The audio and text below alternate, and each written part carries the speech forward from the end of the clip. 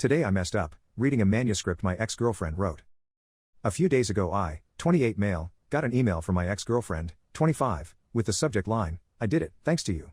The email had an attachment. The attachment was a manuscript. The manuscript was an autobiography written by my ex-girlfriend. The title of the autobiography instantly took me back to the time when my ex-girlfriend and I were still dating. I was sensually inexperienced back in those days, whereas my ex-girlfriend had more than enough sensual experience. We enjoyed talking about past relationships and what the lovemaking was like. It was never a thing in our relationship, just casual conversation. My ex-girlfriend had more stories to tell and all of them were entertaining. I remember joking about how she should someday write a book. We laughed, made love, and a few months later, our relationship came to an end. It was sad, but alas, life continued.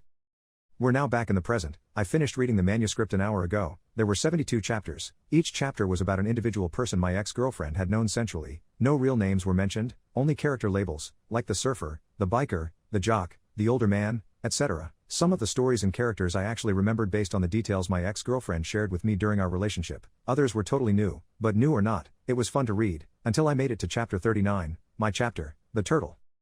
Keep in mind, all the sensual partners my ex-girlfriend mentioned in her manuscript had something specific about them that made the love-making memorable for her. For example, the surfer always smelled like the ocean, which never failed to turn her on. The biker had gang tattoos from the neck down, but the one tattoo that always made her rip his clothes off was his pet hamster tattoo. Then there was me, a guy who couldn't swim, let alone surf, no tattoos, and with practically zero sensual experience at the time. What was so memorable about me?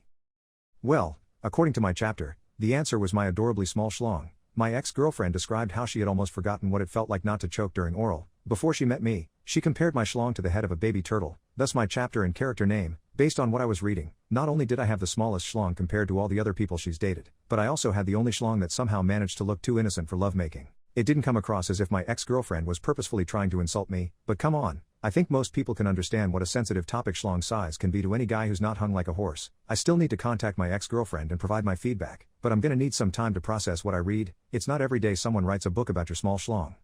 Welcome back. Insecurities I didn't think I would have at this age.